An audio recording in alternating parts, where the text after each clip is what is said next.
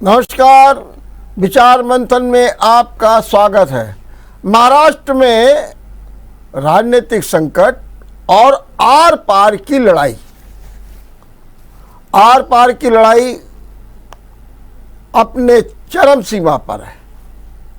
एक और उद्धव ठाकरे ने शाम को 5 बजे शिवसेना के विधायकों को बुलाया और व्हिप जारी कर दिया। उसके जवाब में एकनाथ शिंदे ने भी 5 बजे बैठक बुलाई और व्हिप जारी कर दिया। अब फर्क क्या था कि जो उद्धव ठाकरे के चीफ व्हिप थे सुरेश प्रभु, उनको एकनाथ शिंदे ने हटा करके अपने भरत गोगोवाल को चीफ व्हिप बना दिया और दावा क्या किया कि असली शिवसेना तो हम हैं। और इसके साथ ही उन्होंने राज्यपाल, डिप्टी स्पीकर को एक पत्र भी भेजा है जिसमें शिवसेना के 34 विधायकों के हस्ताक्षर हैं। और ये जो 34 विधायकों के हस्ताक्षर हैं, अगर दल कानून को देखा जाए जिसमें कार्रवाई हो सकती है, उसके अनुसार 37 विधायक चाहिए, लेकिन अभी 34 है। हालांकि उन्होंने दावा किया है कि उनके साथ 46 विधायक हैं। और अब ये भी खबर आई है कि एकनाथ शिंदे ने राज्यपाल से मिलने के लिए समय भी मांगा है। वैसे राज्यपाल कोरोना पॉजिटिव है और रिलायंस अस्पताल में भर्ती भी है।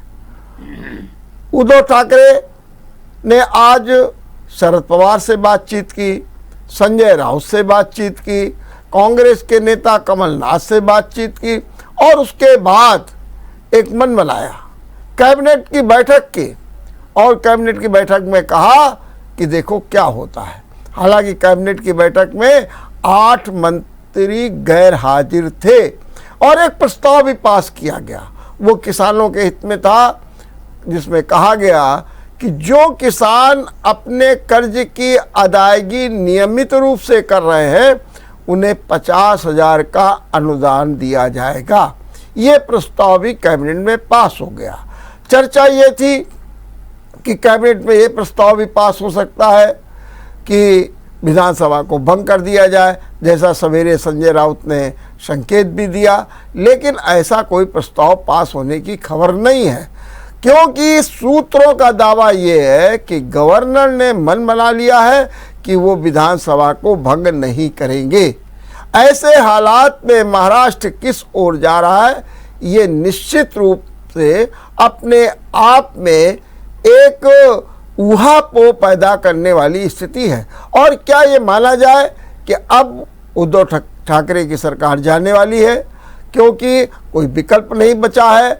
और क्या अब उद्धव ठाकरे के हाथ से शिवसेना भी निकल जाएगी और उसके नेता एकनाथ शिंदे होंगे, क्योंकि उनके पास विधायकों का जबरदस्त बहुमत है।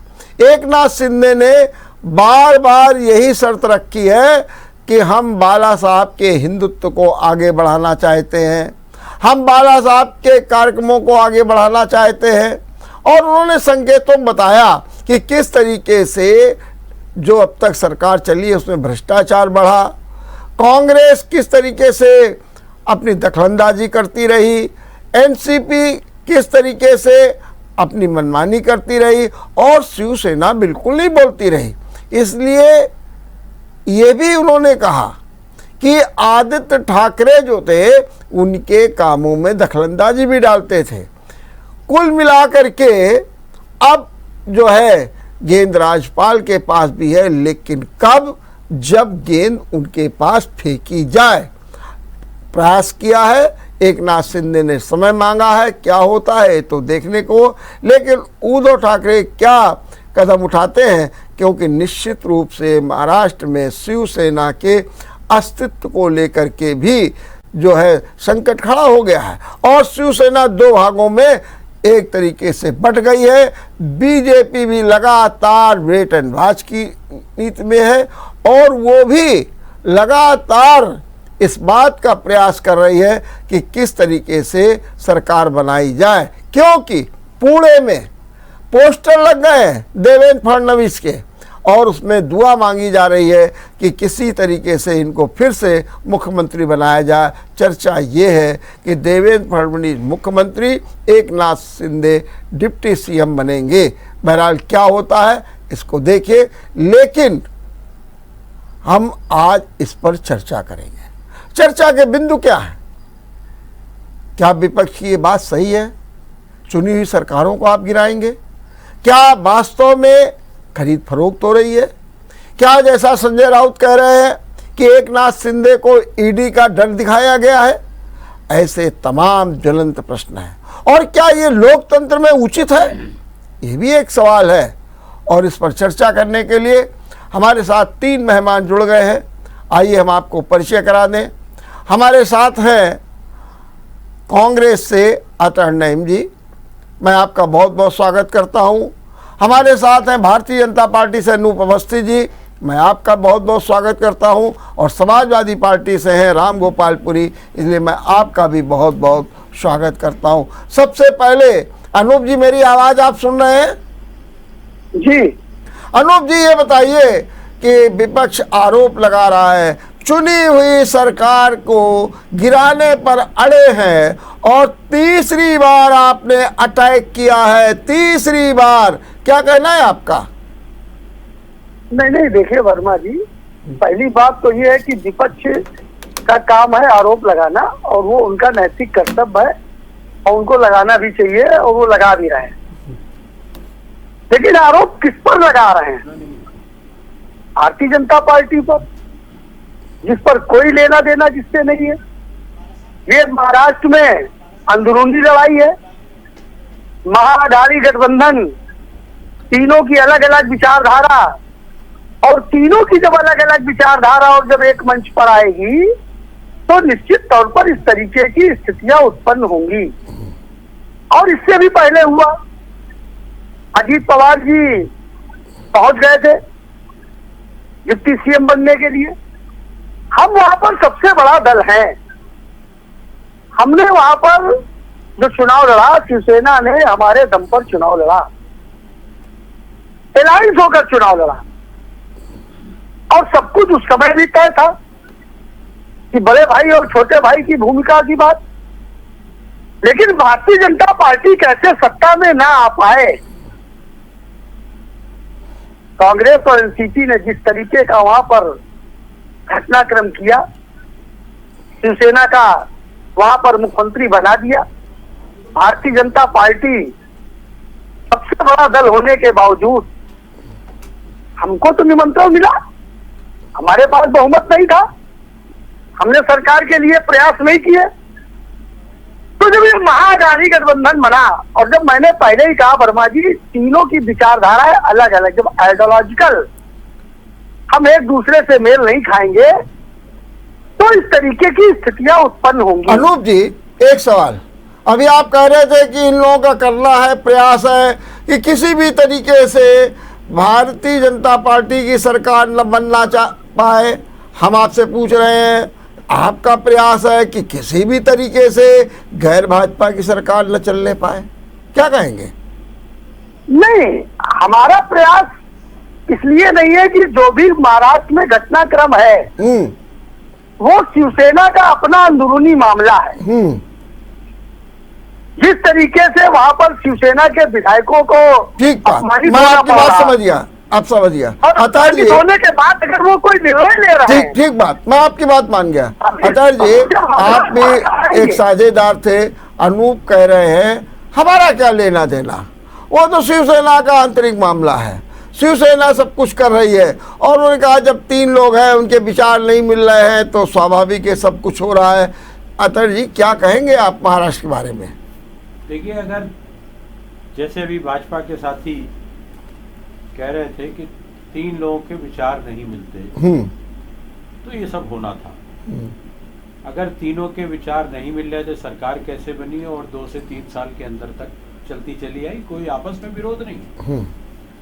आप पीछे से षड्यंत्र करके, चाहे वो षड्यंत्र डंडा शाह का हो, थैली शाह का हो, जिस तरह से हो, लोभ हो, भय हो, और आपका तो इतिहास है, कई प्रांतों में आप पूरे विधायकों को खरीद चुके हैं, पूरी सरकार बना चुके हैं, सुप्रीम कोर्ट आपके खिलाफ बोल चुका है, जनता भी आपको इस हरकत से अच्छा नहीं देखती है। और महाराष्ट्र में तो आप 2 बार सिद्ध हुए। 3 बजे रात को बुजुर्ग गवर्नर कोश्यारी जी को जगाया और शपथ करा दी। कभी 3 बजे रात को शपथ होती है? कोई इमरजेंसी थी क्या?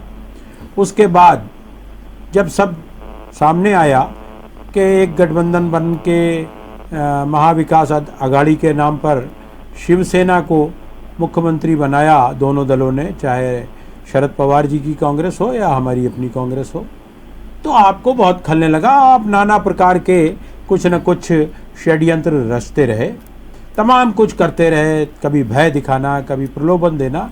अंततोगत्वा आपको तय होने लगा धीरे धीरे एकनाथ शिंदे जी से।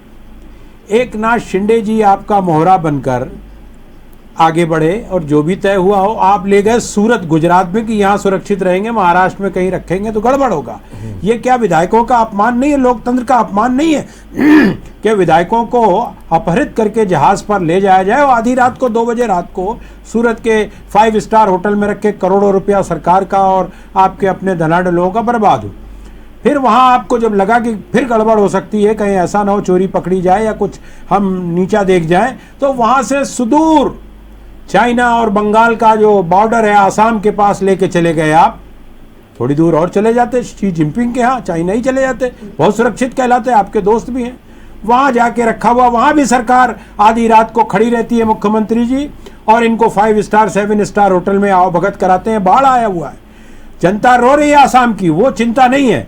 कैसे विधायक तोड़कर चुरा कर सरकार बना ली जाए भाजपा की, ये जनता देख रही है। आप हर जगह क्रॉस वोटिंग कराते आए, चाहे राज्यसभा हो चाहे एमएलसी हो, वो भी जनता ने देखा। अब आपके पतन का कारण बनेगा महाराष्ट्र का ये आपका कांड, और आप फिर वापस वैसे ही होगा जैसा कि ये अघाड़ी की सरकार बनी थी, बनेगी। राम गोपाल, ये बताइए कि वर्मा जी इसका जवाब, वर्मा जी एक मिनट अनूप, हाँ हम पुरी जी से भी बात कर लें, फिर जवाब एक साथ दे दीजिएगा। आप महाराष्ट्र के जो ये उथल पुथल हो रही है उसको किस रूप में देख रहे हैं, नंबर 1, और नंबर 2, अब क्या विपक्ष के भी विधायक ऐसे हैं, या यूँ कहा जाए कि आप विधायकों का भी कोई चरित्र नहीं रह गया, जो टूट जाते हैं, बिक जाते हैं, डर में आ जाते हैं, तो ये लोकतंत्र के लिए तो बहुत बड़ा घातक है, या फिर इसके पीछे कोई षड्यंत्र चलता है? देखिए वर्मा जी, महाराष्ट्र नहीं पूरे हिंदुस्तान में ये अपने छल बल के साथ भारतीय जनता पार्टी का ये खेल आज केवल महाराष्ट्र में नहीं, गोवा में भी यही हुआ। सब जगह इनका खेल यही है कि किसी तरीके से अपनी सरकार बन जाए ताकि इनके अपने एजेंडा पूरे हो सकें। महाराष्ट्र में उन्होंने एक आदमी को तोड़ लिया, वो ईडी दिखा देते हैं, चाहे जिसको ईडी दिखा दीजिए। राहुल गांधी को ईडी दिखाए, अब वो दौड़ा रहे हैं, कांग्रेस में दम थी, लड़ रही है।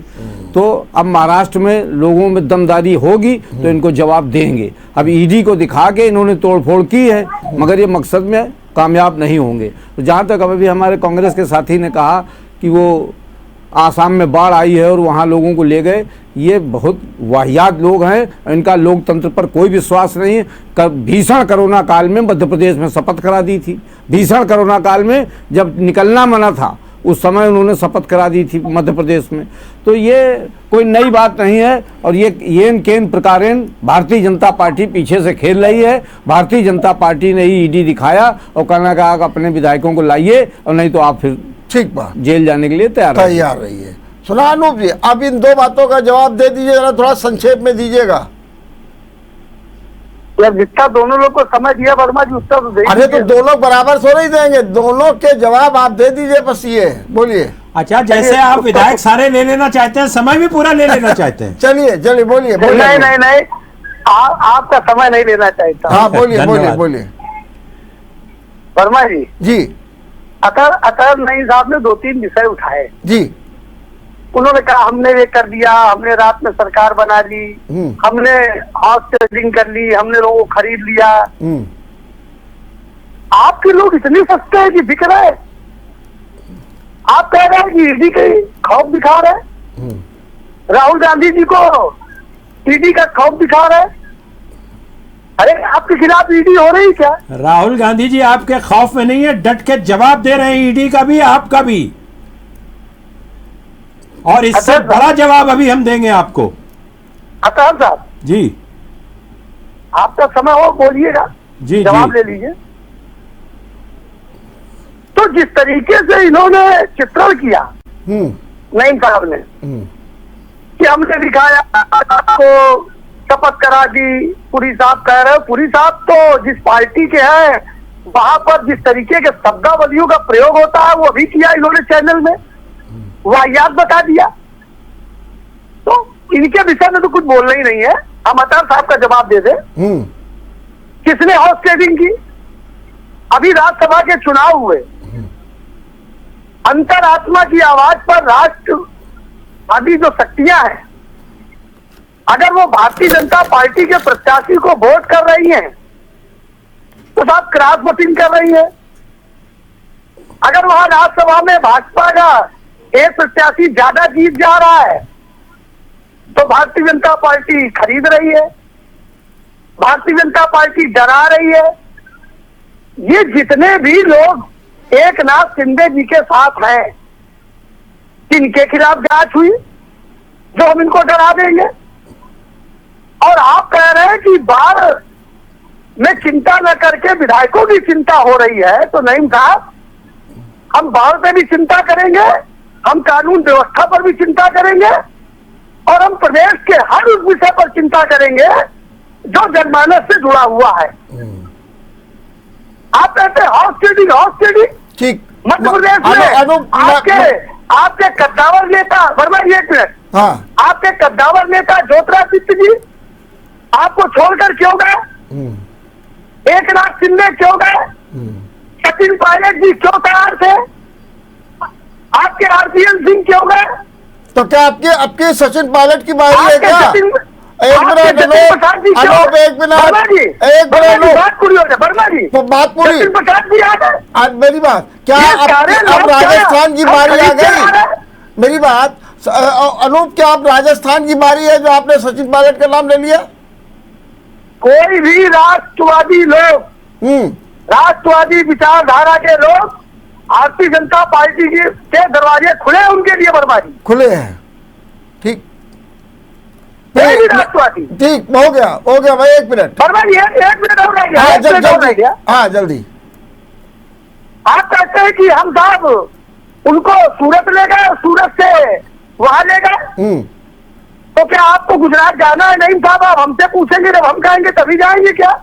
अच्छा, चार्टर्ड प्लेन अपने आप गया है, होटल आप हमें कहने से करोड़ों पूछेंगे? रुपया व्यय करके आप पता करिए, जेट प्लेन नहीं, जिसमें आम यात्री यात्रा करता है उस प्लेन से है। किसने कह दिया आपसे जेट प्लेन सरकारी से होगा है? चलिए, हो गया अनूप जी, आज के भाजपा के लोग जेट प्लेन नहीं, चार्टर्ड प्लेन कहा मैंने, चार्टर्ड प्लेन। एक मिनट, अरे चार्टर्ड प्लेन पता करिए। चलिए, एक मिनट, सारा टीवी चैनल उसी दिन से कह रहा है, चार्टर्ड प्लेन से ले गए सूरत, चार्टर्ड प्लेन से ले गए आसाम, गुवाहाटी। एक मिनट, अतर जी, अरे चार्टर्ड प्लेन में आप अनूप ने बिल्कुल संकेत दे दिया कि कि राष्ट्रवादियों के लिए इनके दरवाजे खुले हैं, और इनका संकेत साफ साफ है, अब राजस्थान की बारी है। क्या राष्ट्रवाद, राष्ट्रवादिता का मानक ये तय करेंगे। राष्ट्रवाद का सबसे पहला मानक होता है कि राष्ट्र में स्थापित कानून का सम्मान हो, और जो दिन रात कानून तोड़ता रहे, बारंबार तोड़ता रहे, पूरी विधायिका खरीदता रहे, पूरा दुरुपयोग करता रहे, उसमें कहां से राष्ट्रवाद और नैतिकता आ गई? ये तो राष्ट्र की कल्पना सन 1925 से नहीं करते रहे। आजादी के स्वतंत्रता संग्राम के बीच में तमाम इन्होंने धोखे दिए, माफी नामे अंग्रेजों को लिखते रहे, वजीफे लेते रहे अंग्रेजों से। इनसे राष्ट्र से क्या मतलब? ये तो अवसरवादी हैं, सत्ता भोगना चाहते हैं, और अडानी अंबानी को लाभ पहुंचाना चाहते हैं, जनता को दुख देना चाहते हैं। ठीक बात है। राम गोपाल जी, मुझे ये समझाइए कि जो ये प्रकरण, वर्मा जी इसका जवाब, वर्मा जी एक मिनट, हम आपसे और महाराष्ट्र में जो हो रहा है वही अडानी अंबानी के कारण हो रहा है, उन्हीं का रुपया लग रहा होगा, ऐसा मेरा अनुमान है। राम गोपाल जी, एक मिनट, राम गोपाल जी, ये बताइए कि जो हिंदुत्व की बात की जा रही है, निश्चित रूप से शिवसेना का जो हिंदुत्व था उससे कांग्रेस भी मेल नहीं खाती थी, आप जैसे लोग भी मेल नहीं खाते थे। क्या कारण था कि शिवसेना का जो हिंदुत्व है, जो बाला साहब ठाकरे किया था, और कभी कांग्रेस के साथ उन्होंने इस तरीके का गठबंधन नहीं किया, हुआ अभी तो भाजपा के साथ हुआ और उसकी परिणति आज देखने को मिल रही है। सीधा सीधा सवाल ये है, क्या सत्ता के लिए इस तरीके के बेमेल गठबंधन का हश्र यही होता है? कांग्रेस ने शिवसेना के साथ में जाने का निर्णय लिया, हालांकि आपकी वहाँ पर बहुत कम संख्या है, ना के बराबर है, लेकिन फिर भी आपने भी उनको समर्थन दिया है। मेरा सीधा सीधा सवाल है कि इस तरीके के बेमेल गठबंधन जिनमें विचारधारा बिल्कुल एक दूसरे के विपरीत हो, वहाँ पर ये स्थितियाँ होती ही हैं। देखिए वर्मा जी, सबसे पहले तो मैं अपने भारतीय जनता पार्टी के कद्दावर नेता से कहना चाहूँगा कि हम 50 साल से राजनीति में हैं और ये भाषा हमको न समझावें। समाजवादी लोग स्पष्ट बोलते हैं, कलुषित भावना नहीं रखते हैं, देश प्रेम रखते हैं और राष्ट्रवाद का सर्टिफिकेट देने, राष्ट्रवाद आप शांत रहिए, अब हमको सुनिए। राष्ट्रवाद का पाठ हमको मत बताइए आप, राष्ट्रवाद का पाठ हमको न बताइए। मैंने इमरजेंसी में भी देखा है, सब माफी मांग मांग के छूटे थे लोग। राष्ट्रवादी है ही नहीं, हम राष्ट्रवादी का सर्टिफिकेट आपसे नहीं चाहिए मुझे, राष्ट्रवादी का सर्टिफिकेट मुझे आपसे नहीं चाहिए, सर्टिफिकेट आपसे नहीं चाहिए मुझे सर्टिफिकेट। जनता दे चुकी है, मुझे सब जनता देख रही है, जनता तुमको भी देखेगी, समय आने दीजिए, हर चीज वक्त पर आता है। आपको राष्ट्रवाद का सर्टिफिकेट दे चुकी है। राष्ट्रवाद का सर्टिफिकेट हमें आपसे नहीं चाहिए। भारतीय जनता पार्टी राष्ट्रवाद हमें न समझावे, इनका राष्ट्रवाद अडानी और अंबानी है, इनका राष्ट्रवाद देश के लोकतंत्र से कोई मतलब नहीं है इनका।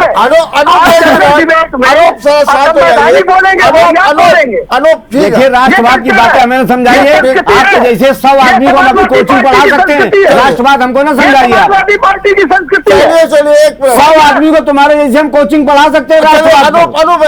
एक मिनट अखिलेश यादव जी को कोचिंग पढ़ाइए। हम उनसे बात करते रहते, तुम अपनी बात करो, बात डिबेट में तुम हो, डिबेट में आप हमारे सामने और आप उस तरीके का आरोप लगा रहे हैं कि राष्ट्रवादी नहीं है। अच्छा एक अरे आपने वाहियात बोला थी, वाहियात क्या मतलब होता है? वाहियात संसदीय नहीं है, वाहियात का अर्थ होता है बेकार। अच्छा एक मिनट, आतंकवादी है। अच्छा एक हो गया, आप उसी पे हाँ, तो मैं राम गोपाल ये पूछ रहा था कि हिंदुत्व को लेकर के आप जैसे लोगों की भी बाला साहब ठाकरे से नहीं पटी थी, लेकिन क्या है कि राजनीतिक स्वार्थ सत्ता के लिए ये बेमेल गठबंधन, और जब बेमेल गठबंधन होंगे तो फिर तो ये हालात होंगे। देखिए वर्मा जी, बेमेल गठबंधन की शुरुआत भी भारतीय जनता पार्टी ने की। ये हिंदुस्तान करते रहे, हमेशा आरक्षण का विरोध करते रहे, सारे उन्हीं लोगों को मिलाया। गठबंधन तो सबसे ज्यादा इन्होंने किए और हमारी लड़ाई आज की तारीख में ये हिंदुत्व की ठेकेदारी इनके पास नहीं है, ना ऐसा कोई बोर्ड है जो इनसे तय करावे कि हम हिंदू हैं। हिंदुत्व की लड़ाई जो भी लड़ता रहा हो, हमारा मतलब हिंदुस्तान नहीं, हमारा मतलब लोकतंत्र से है और लोकतंत्र को बचाने के लिए आज की तारीख में जरूरत थी कि हम महाराष्ट्र में जितने दल एकजुट हो सके और हमने भी समर्थन दिया, क्योंकि हमें बचाना लोकतंत्र है। हिंदू तो तब आएगा जब लोकतंत्र रहेगा। यहाँ भी लोकतंत्र ही खतरे में पड़ा हुआ है, देख रहे हैं आप, हार्स ट्रेडिंग कर रहे हैं, हर राज्य में 2 विधायक नहीं है, पूरी सरकार बना ली।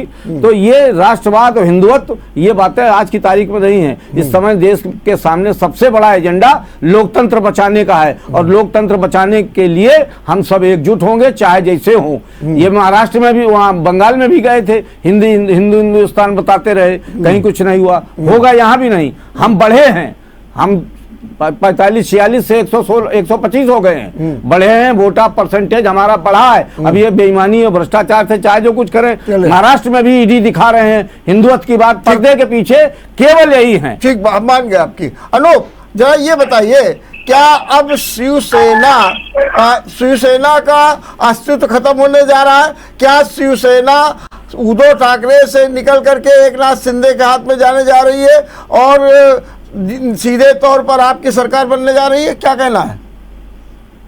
नहीं वर्मा जी, आपका हम जवाब दे इससे पहले मैं पूरी साहब का जवाब दे। हाँ, तो संक्षेप में रखिए। इन्होंने 4-5 बार कहा हिंदी हिंदू हिंदुस्तान, इसको लेकर भाजपा आगे बढ़ रही है। अरे भाई, तो इससे इतनी नफरत क्यों है? हिंदी हिंदू हिंदुस्तान से नफरत क्यों है आपको? नफरत हमको नहीं, नफरत आपको है। हमने हिंदी के लिए आंदोलन किए, जेल गए हैं। तुम तो वह पैदा भी नहीं हुए। हम हिंदी के लिए जेल गए हैं और हिंदुस्तान में लोकतंत्र बचाने के लिए भी जेल गए हैं। तो पैरासोनी नायकर की हमदर्द हो गई, हमदर्द हो गई है। कोई बात नहीं, अरे कोई बात नहीं। चलिए, अब आप हमको बताइए शिवसेना का भविष्य बताइए। शिवसेना का भविष्य तो शिवसेना का नेता बता सकता है, हाँ लेकिन ये निश्चित है हाँ कि चूंकि वहां पर अभी 2023 लास्ट में चुनाव है, अभी पूरे 2 साल है, 2.5 साल की वहां सरकार है, 2.5 साल 3 साल सरकार। चुनाव बार बार होने से बोझ पड़ता है सरकार पर भी और बजट पर भी। अभी देखिए इन लोगों में क्या हो रहा है। शिवसेना व्हिप जारी कर रही है। शिंदे साहब कह रहे हैं कि हमारे साथ 35 से ज्यादा शिवसेना के विधायक हैं।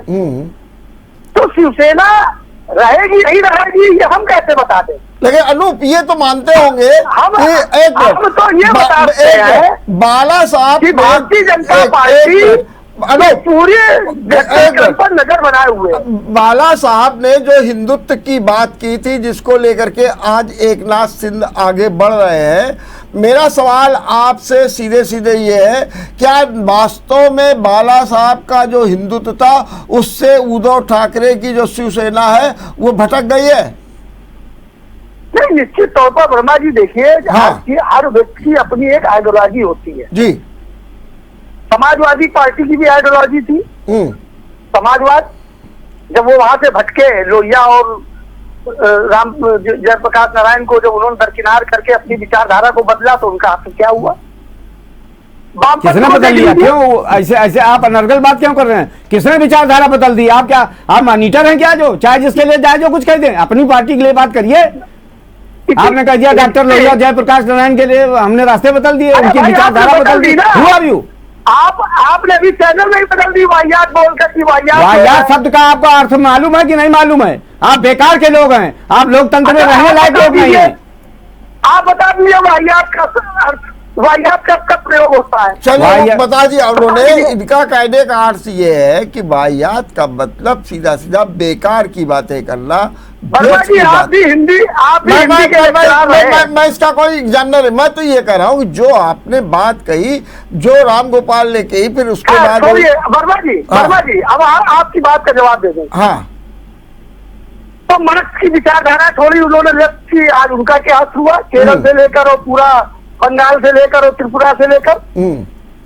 जब आप आइडियोलॉजिकल आप चेंज करते हैं अपने को, ठीक बात है, तो निश्चित तौर पर चाहे भारतीय जनता पार्टी हो, शिवसेना हो, कांग्रेस हो, वामपंथ हो, समाजवादी हो, बहुजन समाज हो, ठीक है, मैं समझ गया आपकी बात। मैंने आपका कहना है कि आइडियोलॉजी चेंज कर दी है और शिवसेना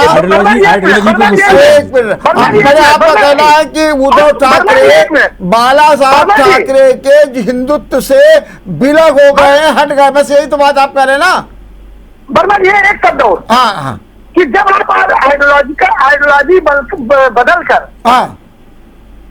गैर आइडियोलॉजिकल लोगों के पास गठबंधन करेंगे जिनसे आपकी कभी विचारधारा ही नहीं मिली, जैसे समाजवादी पार्टी ने बहुजन समाज पार्टी के साथ एलायंस कर दिया। हो गया, मैं बात आपकी बात मान गया। महाराष्ट्र का ताजा अपडेट ये है कि एकनाथ शिंदे 7 बजे प्रेस कॉन्फ्रेंस करेंगे और लगता है कि जो उन्होंने चीफ व्हिप को बदला है और जो ये दावा किया है कि शिवसेना मेरी है, उस पर अपनी पुख्ता जानकारी देंगे और शायद जो राज्यपाल से मिलने का समय मांगा है उसके बारे में भी जानकारी देंगे। वहीं दूसरी ओर उद्धव ठाकरे लगातार ये प्रयास कर रहे हैं कि जनता से उनका संवाद हो जाए फेसबुक के माध्यम से, उसके लिए भी प्रयास जारी हैं और लगातार ये अपडेट मिल रहा है, थोड़ी देर में।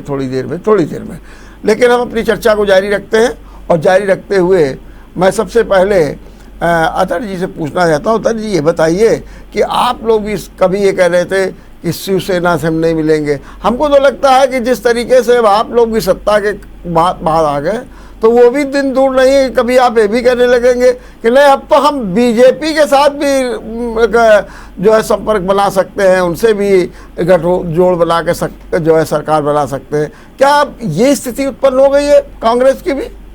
कदापि नहीं, कांग्रेस बीजेपी के साथ तो कभी न थी न हो सकती है।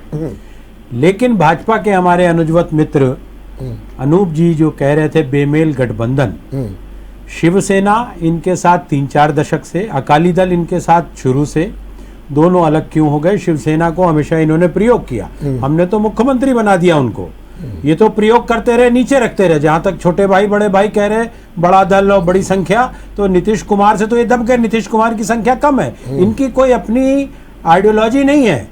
ये महबूबा मुफ्ती और उनके पिता मुफ्ती सईद के साथ सरकार बनाया है कश्मीर से, क्या वो बेमेल गठबंधन नहीं है? आतंकवादियों का जो समर्थन करने का आरोप इनके द्वारा झेले और उन्हीं के साथ ये रहे।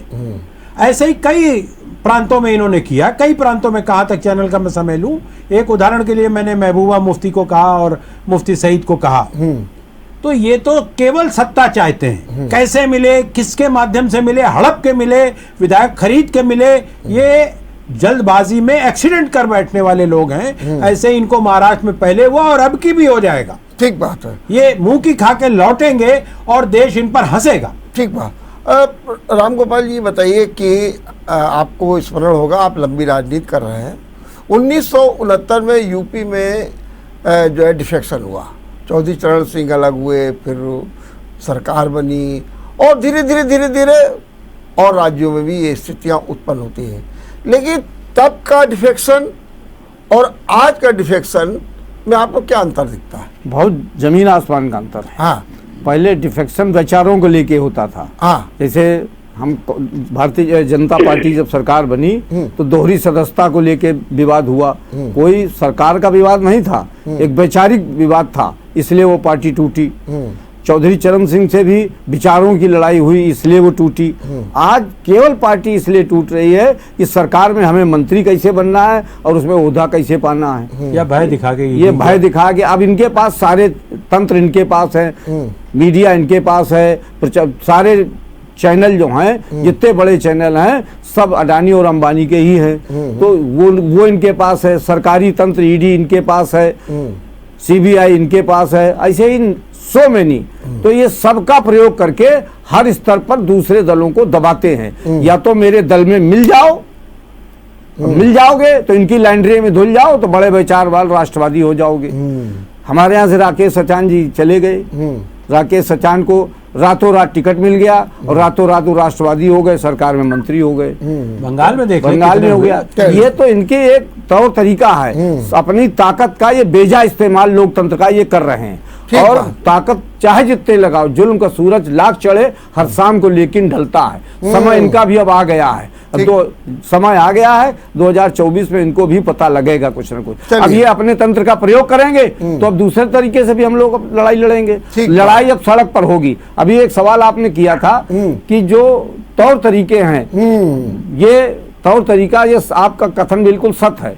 ये जब से ये इलेक्ट्रॉनिक चीजें आ गई हैं, लोग ट्विटर पर लड़ रहे हैं। हम बराबर अपने दल में भी कहते हैं कि लड़ाई सड़क पर लड़ो, जनता जब तक देखेगी, जनता तभी आपके साथ होगी जब आप सड़क पर होंगे। और जो दल सड़क पर नहीं लड़ेगा वो इनसे लड़ने में अक्षम रहेगा। और ये लोग उसका प्रयोग। एक बात 30 सेकंड की जोड़ दूं। हाँ, जल्दी। हाँ, देखिए, चाहे हार्दिक पटेल हो, एक रात पहले तक वो इनको कहते रहे, ऐसे ही एक नाथ शिंदे जी ठीक 20 घंटे पहले तक इनका विरोध करते रहे, इनके खिलाफ बोलते रहे भाजपा के। क्या ऐसा तय कर लिया, क्या रात में भूत दिखा दिया गया कि वो इनके साथ हो गए और सारे विधायक धीरे धीरे करके, बताई जा रही संख्या 2 दर्जन के आसपास है, वो लेके चले गए यहाँ से टूरिज्म पे, पर्यटन पे, आसाम। बिल्कुल। अनूप, जरा एक बात बताइए, आपकी पार्टी पहले जनसंघ थी, एक लंबे समय तक सत्ता का कोई चस्का नहीं और कभी सोचते नहीं थे, चाहे अटल बिहारी वाजपेयी हो, लाल कृष्ण आडवाणी हो, कल्याण सिंह हो, लालजी टंडन, मैंने बहुत से नेताओं को मैंने देखा और वो सत्ता की बात ही नहीं करते। लेकिन क्या कारण है कि 1977 के बाद भारतीय जनता पार्टी को ऐसा चस्का लगा सत्ता का कि अब वो नैतिक अनैतिक, जैसा विपक्ष का आरोप है, सारे प्रयोग करने लगी है। सत्ता चाहिए, सत्ता चाहिए, बिना सत्ता के अब रह नहीं पाएंगे। ये क्या, कौन सी आइडियोलॉजी है? और जो जनसंघ के समय की आइडियोलॉजी थी वो कौन सी आइडियोलॉजी?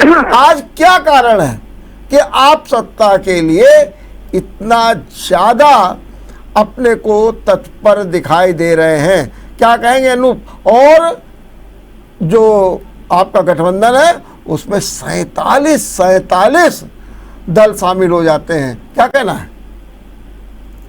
सर भाई थोड़ा टाइम दीजिएगा, थोड़ा संक्षेप में रखिएगा। बहुत अच्छा विषय है। हाँ। बहुत अच्छा विषय भी है। हाँ, आपने बताया कि जनसंघ और जनसंघ से भाजपा, और जब जनसंघ ही तो सत्ता नहीं थी और हाँ। भाजपा आई हाँ। तो लालच आ गया। जनसंघ जब थी तब भी हम सत्ता में रहे, और ये जो पुरी साहब बैठे हैं चलिए, ये बहुत एक पुराने बात नेता सुनिए। हैं। हाँ, इनको पता होगा कि इसी कांग्रेस के खिलाफ, अटल साहब की पार्टी के खिलाफ, चाहे राम मनोहर लोहिया जी हो, चाहे इनके आदर्श, ये हमारे यहाँ पंडित अटल बिहारी वाजपेयी रहे हो, श्यामा प्रसाद जी रहे हो, दीनदयाल जी रहे हो, ये आज जिनके साथ अभी गठबंधन किए थे 17 में, ये विचारधारा सब एक होकर कांग्रेस के खिलाफ खड़ी हुई थी। और जब कांग्रेस के खिलाफ खड़ी हुई थी तो हमने कांग्रेस को 1977 में परास्त किया था, प्रदर्शन भी थी जनता नहीं, पार्टी आप के रूप में। अकेले थे क्या उसमें? आपके साथ मौलाना बुखारी जैसे अरे भाई बेमेल साहब। गठबंधन थे। चलिए हम तो पुरी साहब की बात कर रहे ठीक। हैं, आप क्यों बोल रहे हैं? जी जी जी, आप पूरी अच्छा, बात तो पूरी बात अनूप जी बहुत संक्षेप में बड़ी करिए, है। क्योंकि हमारे उद्धव ठाकरे कुछ बोल रहे हैं, जरा वो भी सुन लेंगे। हाँ बोलिए जी। 1980 में जी। 1980 में भारतीय जनता पार्टी गठन होता है और हम 2 सीटें आते हैं। चलिए हम राष्ट्रवाद की परिश्रम की पराकाष्ठा को पार करते हुए चलिए, मैं आपकी बात मान हम गया। एकदम से सरकार में नहीं आ गए। चलिए थोड़ा रुकिए, 1 मिनट रुकिए अनूप, जरा हम जरा देखते हैं शायद बाला साहब का जो कि हिंदुत्व को लेकर के उद्धव ठाकरे जो बोल रहे हैं उसको सुन लीजिए जरा।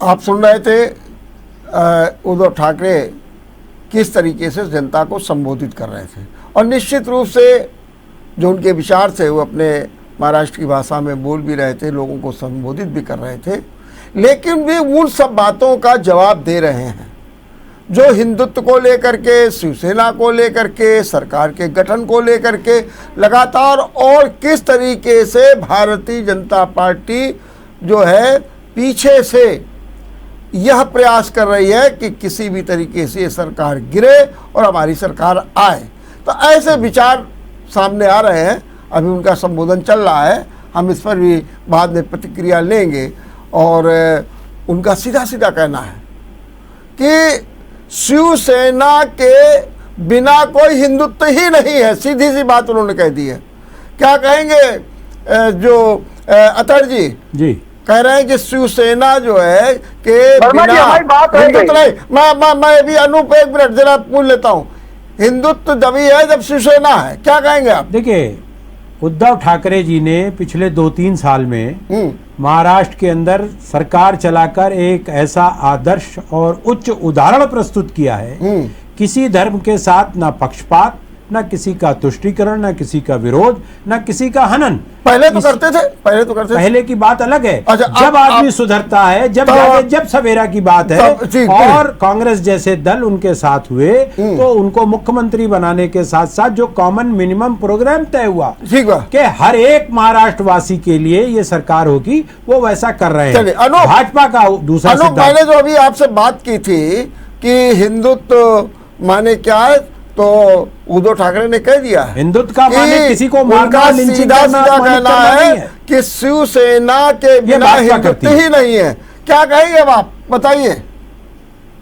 वर्मा जी, हम इसका भी जवाब देंगे, 2 मिनट हमारी बात अधूरी उस समय रह गई। तो हाँ, थोड़ा संक्षेप रखिए। हाँ, 1980 के बाद आपने देखा होगा भारतीय जनता पार्टी 6 अप्रैल 1980 को जब गठन हुआ, जी, और उसके बाद जिस तरीके से हम लोग चले रहती और परिश्रम की पराकाष्ठा भारतीय जनता पार्टी के कार्यकर्ताओं ने पार की, और लोकतंत्र कैसे माना जाता है, लोकतंत्र की कैसे इज्जत और सम्मान किया जाता है, ये हमने दिखाया 1996 में, ये हमने दिखाया 1992 में। जब ढांचा गिरा, विवादित ढांचा गिरने के बाद जिस तरीके से ये था कि सरकार बर्खास्त होगी, इस्तीफा देने चले गए कल्याण से। उससे पहले वीपी सिंह की सरकार को समर्थन भी याद करिए जब कश्मीरी पंडित मारे गए। अतः साहब जी, मैंने याद दिलाया, बस केवल याद दिलाया। भाई थोड़ा दिन पढ़ाई लिखाई करिए। वीपी सिंह को आपका समर्थन था जब कश्मीर में ब्राह्मण भाइयों को मारा और भगाया गया, वो याद दिलाया मैंने।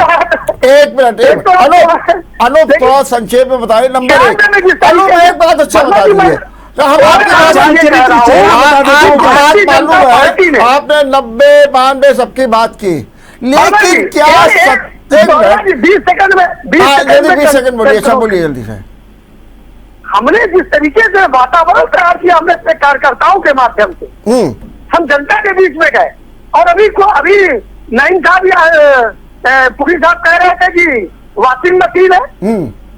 अरे तो पुरी साहब क्या कह रहा है कि आपकी पार्टी में जब व्यक्ति रहता है तो कहता है भारत माता डायन है। भारत माता का जितना मर्यादा हम लोग रखते हैं उसके लिए लड़ते हैं। भारत माता के ठेकेदार नहीं है। अब मेरा जवाब दे, भारत माता के आप ठेकेदार नहीं है। एक मिनट अनूप, एक मिनट, भारत माता के हम लोग बहुत इज्जत करते हैं, दिल से करते हैं। मेरा एक सवाल है, हम लोग भारत माता के पीछे अपना स्वार्थ सिद्धि नहीं करते। आप जैसे बात कर रहे हैं, एक मिनट अनूप, जैसे आप कह रहे हैं कि आइडियोलॉजी चेंज की गई, सब कुछ किया गया, भाजपा पर भी एक सीधा आरोप है, और सीधा क्या सही बात है कि सत्ता के लिए जब उन्होंने गठबंधन किया तो अपने मूल सिद्धांत, मंदिर मुद्दा, कॉमन सिविल कोड, 370, अभी नीतीश कुमार से किस नहीं किया इन्होंने, ये सब एक किनारे रख दिया और अपने सिद्धांतों की तिलांजलि दे दी, नीतियों की तिलांजलि दे दी, और उसके बाद सीधा सीधा ये बताइए, ये क्या उचित है? नॉर्थ ईस्ट में आप भी बिकवा रहे हैं गाय का। ठीक है, अरे आपकी सरकार है। अरे तो आप जवाब ले लीजिए। हाँ सुनाइए, दीजिए जवाब। सरकार में जवाब तो आपको देना ही है। बिल्कुल देंगे सरकार जवाब कहाँ देती है? प्रधानमंत्री ने आज तक कोई जवाब दिया क्या? बोलिए। साहब देंगे, आम चूस के खाएंगे, काट के खाएंगे, ये आप लोग बहुत वरिष्ठ लोग हैं, उत्तर तो ले लीजिए। हाँ उत्तर दीजिए, बोलिए। वर्मा जी, हाँ 1996 में जब सरकार बनी तो हमने लोकतंत्र पैरी होने के नाते जनता ने जो जनादेश दिया, सबसे बड़ी पार्टी बनाया। हमारे पास बहुमत नहीं था, ये हमको भी पता था। तमाम विचारधाराओं के लोग हमारे साथ आए, और जब हम तमाम विचारधाराओं के साथ मिलकर सरकार को बनाते हैं तो उसका कॉमन मिनिमम प्रोग्राम तय होता है। और कॉमन मिनिमम प्रोग्राम के तहत 1996-98 में हमने उन सारे राजनीतिक दलों का सम्मान करते हुए, उनकी आइडियोलॉजी का सम्मान करते हुए, और 98 में आपको याद होगा जब मेरी सरकार एक वोट से गिरी थी 96 में, वर्मा जी। तो ये पूरी विपक्ष आता था मेरे ऊपर। ठीक और बात है। हमारे माने हमारे कि नेता सत्ता ने कहा के था लिए, एक मिनट, कि राजनीतिक दल संख्या बल पर सत्ता के लिए, चाहे कांग्रेस हो चाहे कोई कोई हो, भी कांग्रेस दल नहीं हो, करती, भाजपा मैंने करती है। आदिवासी समझौता नहीं किया। ये करे हमने कि कोई आदिवासी समझौता नहीं किया। चलिए, बिल्कुल हमने ठीक है। लोकतंत्र की रक्षा करते हुए ठीक बात। सारे दलों के जो लोग थे उनकी आदिवासी का सम्मान करते हुए हमने कामन चलिए, मिनिमम प्रोग्राम हो गया, बनाया। मैं बात और जैसे भारतीय जनता प्रधानमंत्री पार्टी ने सारा वाजपेयी खेल एक मिनट हो गया। राम गोपालपुरी, अब क्या लग रहा है महाराष्ट्र में क्या होने जा रहा है? महाराष्ट्र में जो सरकार है वो रहेगी। ये थोड़ा तय करेंगे, हाउस तय करेगा, अरे इनके पास फ्लोर है पर क्या तय होगा, होगा? फ्लोर पर तय अरे होगा। साहब और जो से इनकी पूछिए। मंशा है वो कतई पूरी नहीं साहब से होगी। पूछिए। इनकी मंशा कतई नहीं पूरी होगी। ये पर्दे के पीछे जो काम कर रहे हैं उसका भी खुलासा बहुत जल्दी होगा। दिक्कत ये है कि जो बड़े मीडिया हाउसेज हैं वो ये सब बातें समझ गया।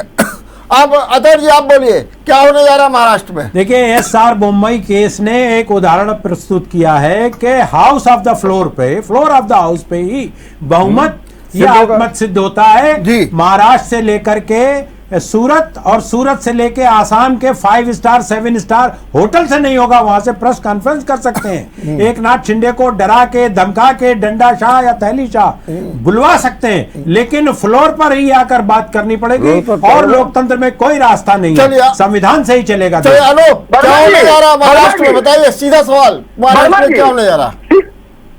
शिंदे साहब का बयान आपने सुना नहीं है, पुरी साहब और अतर साहब? आप सुनो, बोले बयान आप- सदन में बहस करके थे। एक मिनट, वोटिंग अनूप कराएं। का सवाल पूछिए कि महाराष्ट्र में अब नियम क्या यही है। होने जा रहा है वो बताइए बस। अपहरण करके नहीं होगा। महाराष्ट्र हर में जो भी होगा वो लोकतंत्र की तरीके से होगा, हाउस ऑफ फ्लोर होगा।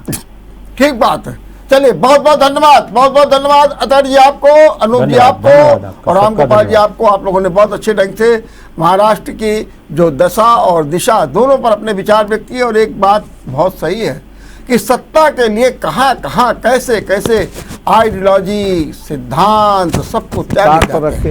अगर आपको हमारा वीडियो पसंद आया हो तो हमें लाइक करें, सब्सक्राइब करें और ज्यादा से ज्यादा शेयर करें। और हाँ, बेल आइकॉन दबाना ना भूलें ताकि हर खबर का अपडेट आप तक पहुंचे तुरंत। आप हमें इंस्टा, ट्विटर और फेसबुक पर भी फॉलो कर सकते हैं। हमारी आईडी है @JMT News